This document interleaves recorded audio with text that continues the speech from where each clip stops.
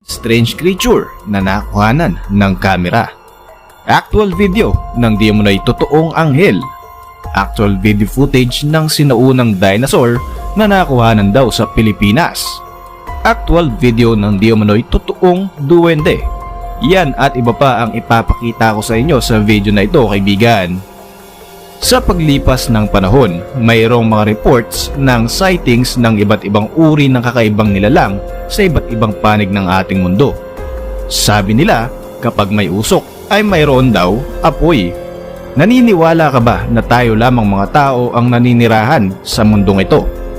Ako po si Roy Zin, welcome sa Kien Thoughts. Kung hilig mo ang mga ganitong uri ng videos, mag-like at mag-subscribe para lagi kang updated sa ating mga susunod na upload.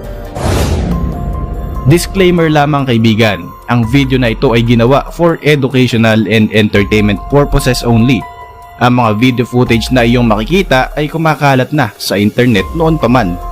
Nasa sayo ang pagpapasya kung maniniwala ka dito o hindi. Pero ang video footage na ito ay nakuhanan sa Boise, Idaho sa bansang Amerika.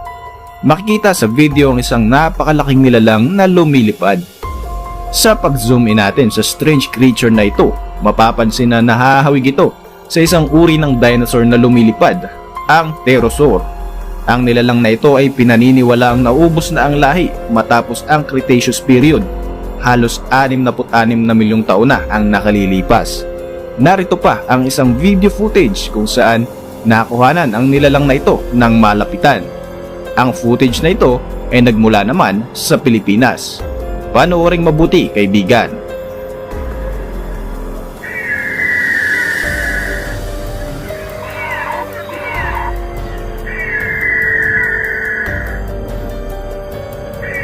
Matapos mong mapanood ang dalawang video footage na ito, sa tingin mo ba ito ay edited videos lamang o posible nga kayang nagbalik na ang extinct na lahi ng mga lumilipad na dinosaurs?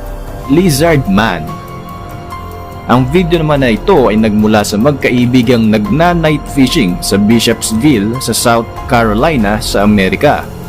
Mayroon silang napansin na kakaibang nilalang na parabang nagmamasid sa kanila. Sinubukan nilang kuhanan ng video ang nilalang na ito. Isang malaking palaisipan para sa kanila kung anong uri ito ng hayop o anong uri ito ng nilalang. Panoorin ang actual video footage na ito at ikaw na ang bahalang humusga. You think that was a coyote? What do you think that was? What was it? Do you see it where?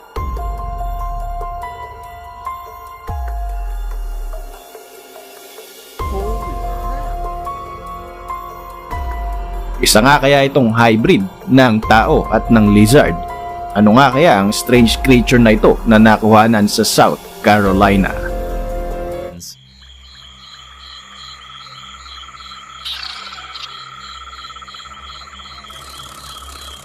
Ang video footage na ito ay nakuha ng di umano sa bansang China. Kung iyong mapapansin, ito ay isang live video mula sa isang sikat na social media. Dito ay makikita ang isang pambihira at nakakatindig ng balahibo ng mga imahe sa kalangitan. Ito ay tila ba mga anghel na nakapalibot sa isang hagdan na patungo sa langit. Sinubukan umanong imbestigahan ng marami kung gawa-gawa lamang ang video na ito, subalit nakumpirma nila na ito ay hindi edited na video.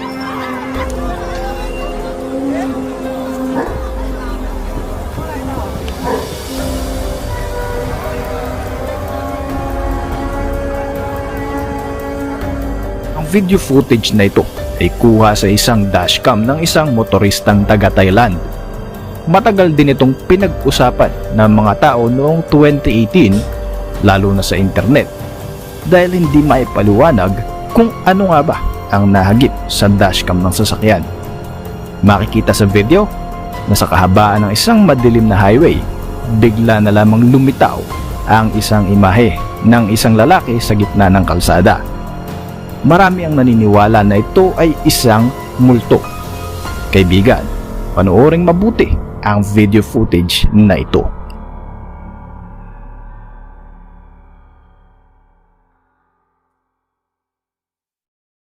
Sa simula ay makikita ang isang kuneho na kinukuhanan ng video. nang tumakbo ang nasabing hayop. Kapansin-pansin ang kakaibang bagay na aksidenteng nahagip sa video. Isang nakakakilabot na putol na katawan ng isang tao na bigla na lamang tumakbo. Makikita ang kalahating parte ng katawan ng isang tao na walang pangitaas na bahagi.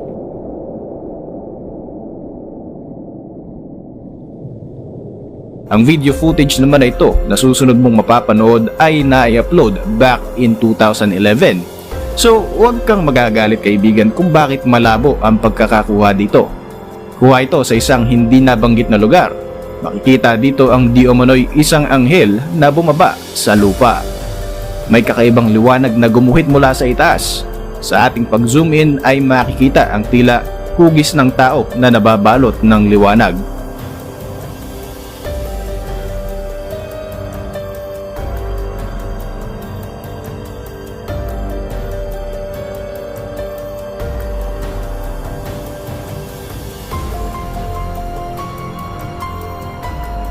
Matapos mong mapanood ang video footage kaibigan, sa tingin mo, anghel nga kaya ang nasa video? Ang susunod naman ay isang larawan na nakuha na ng isang Chinese na hiker sa isang kagubatan sa Hariku, Beijing. Matagal lang umiikot sa internet at marami ng bersyon ng kwento ang lumabas patungkol sa larawan na ito. Ayon sa kwento ng Chinese na nakakuha daw sa larawan na ito, iihisa na siya subalit laking gulat niya nang makita niya ang kakaibang nilalang na ito. Ayon sa mga netizens na nakakita sa larawan na ito, meron daw itong hawig sa creature na Gollum sa pelikulang The Lord of the Rings. Nakikita ang isang hairless na nilalang na mayroon ding malalaking mga tenga. Sa pag-iimbestiga ng marami, natuklasan na ang larawan pala na ito ay legit, subalit isa lamang itong costume para sa isang pelikula. Ang video naman na ito ay aksidenteng nakuhanan ng isang babae habang ifinifilm niya ang kanyang anak na naglalaro. Nagulat din ang babae sa nakita niyang maliit na nilalang na nag-iwan pa ng masangsang at nakakahilong amoy. Hindi makapaniwala ang babae nang i-replay niya ang video dahil mayroong isang maliit na nilalang ang bigla na lamang tumakbo, hindi kalayuan sa kanyang anak. Dahil sa sobrang takot, kaagad siyang humingi ng tulong sa kanyang mga kapitbahay dahil wala ang kanyang asawa ng mga oras na iyon. Narito ang nasabing video footage.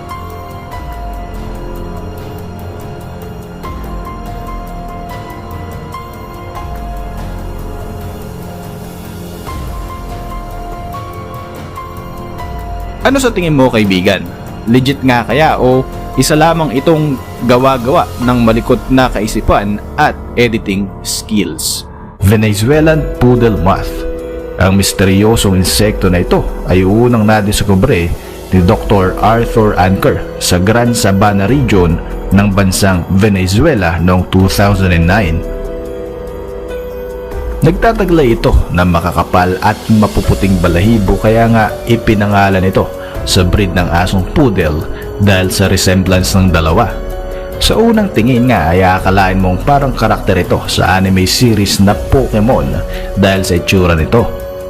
Nag-viral sa internet back in 2012 ang mga larawan ng Venezuelan Poodle Moth at pinaniniwalaan ng marami na ito ay maaaring bagong species ng insekto. Sa sobrang bihira nga ng poodle moth na ito, naging kontrobersyal ito at marami ang nagduda na hindi totoong nag-i-exist ang insekto. Gayunpaman, ang poodle moth na ito ay totoong insekto at matatagpuan sa Canaima National Park sa bansang Venezuela. Kahit pa may pakpak, hindi naman nakakalipad ang naturang hayop. Loch Ness Monster sa Georgia Beach. Noong 2018, isang kakaibang patay na nilalang ang napadpad sa dalampasigan ng Georgia Beach sa United States. Naging palaisipan ang kakaibang hayop na ito para sa maraming mga scientist at talaga namang pinagkaguluhan din sa internet. Natagpuan ni Jeff Warren at ng kanyang anak ang nilalang na ito na ayon nga sa kanila ay katulad ng mythical creature na Loch Ness Monster ng Scotland. Kinuhanan niya ng larawan at video ang patay na nilalang na noong una ay akala niya ay patay na sila lamang. Marami ang kaagad na naniwala na isa nga ito na nilalang mula sa urban legend, subalit ang iba naman ay nagsabi na ito ay isang uri ng plesiosaur. Ang plesiosaur ay isang hayop na pinaniniwalaang nabuhay noong prehistoric era. Ayon sa US Fish and Wildlife Service Director na si Dan Ashay, may mga hayop talaga na kapag nabubulok na ay medyo mahirap nang ma-identify, pero sa tingin nila, ang nilalang na ito ay isang uri ng basking shark. Mutated creature. Para sa ating bonus topic, kaibigan, narito ang isang kakaibang nilalang na natagpuan ng isang motorista sa isang matubig na bahagi ng kalsada. Bumaba ang driver at tiningnan niya nang malapitan ng naturang nilalang. Laking gulat niya sapagkat tila ba parang alien ang itsura nito at para bang bunga ng isang secret science experiment. Ang misteryosong nilalang ay nagtataglay na mahabang katawan, maraming mga paa at mabalahibo ang likuran. Matalas din ang ngipin nito na in-inspection pa ng driver nang malapitan. Natagpuan niya ang stamp sa katawan nito at ang sabi sa stamp ay 18.12 AGM Heartland Patent USA, US inspected and approved. Ano nga ba ang kakaibang alien-looking creature na ito? Sa ating pag-iimbestiga, napag-alaman natin, kaibigan, na ito pala ay isang short video na ginawa ng sikat na direktor ng pelikulang District 9 na si Neil Blomkamp. Norwegian Sea Creature. Noong April 2022, naging instant internet sensation ang Norwegian fisherman na si Roman Federsov nang mag-post siya sa kanyang Instagram account ng larawan ng isang kakaibang isda na nadiskubre nila sa bahagi ng Tromo, Norway. Ang maladragon na itsura ng isdang ito ay hit na hit sa internet na umabot pa ng mahigit sa 24,000 likes sa Instagram.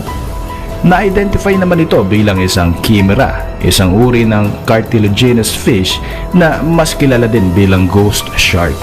Isa din itong rare species na matatagpuan sa lalim na 3,000 to 6,000 feet. Isang kakaibang nilalang naman ang nakuhanan ng mga tao na naglalakad sa isang madilim na kalsada sa Jharkhand, India. Nakuhanan nila ito bandang 2:00 ng madaling araw. Makikita dito ang isang uri ng matangkad at mapayat na humanoid creature. Kapansin-pansin din na tila transparent ang kulay nito. Napatigil ang maraming motorista habang nagtataka kung anong uri ng nilalang ang nasa harapan nila. Narito ang video footage, kaibigan.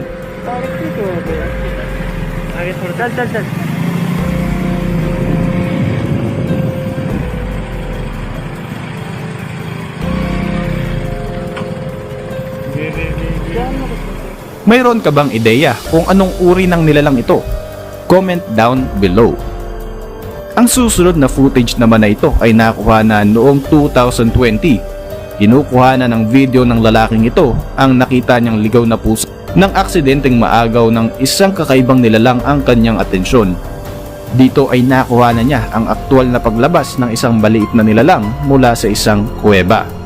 Medyo natakot din ang lalaking kumukuha sa video kaya napapaatras ito habang nakatutok pa rin ang kamera sa papalayong kakaibang nilalang. Narito ang video footage.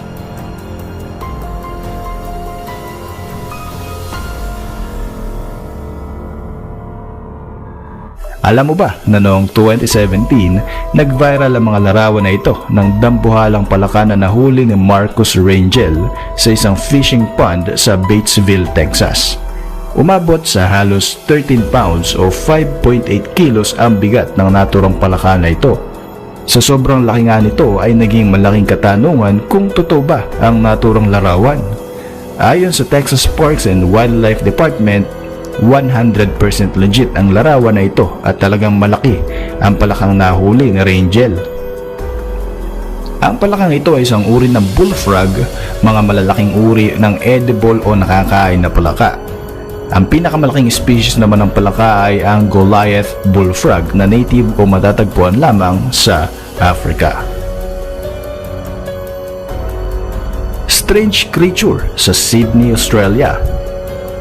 Isang kakaibang uri ng nilalang naman ang ibinahagi ni Harry Hayes sa kanyang Instagram account noong March 2022. Nakita ng lalaki ang hindi may paliwanag na nilalang na ito habang siya ay nagja-jogging sa Marrickville suburb sa Sydney, Australia. Sinubukan niyang tusok-tusukin ng isang maliit na stick ang nilalang na ito subalit hindi ito gumagalaw. Nag-viral nga ang video footage na ito sa internet at naging palaisipan kung anong uri nga ba ito ng hayop o anong klaseng nilalang nga ba ang nasa video. May nagbiro pa nga na baka ito ay isang patay na alien. Ayon naman sa ilang eksperto, posibleng embryo lamang ito pero wala pa rin kumpirmasyon kung ano nga ba ang misteryosong nilalang na ito sa kalsada ng Sydney, Australia. Ang San Telmo ay isang Filipino folklore na pinaniniwalaang nawawalang espiritu na naganyong bolang apoy. Marami ang kwento tungkol dito sa iba't ibang parte ng Pilipinas. Sa footage na ito ay makikita ang isang pinaniniwalaang San Telmo na gumagala sa kaliliman ng gabi at aksidente naman itong nahagip sa kamera. Narito ang nasabing video footage.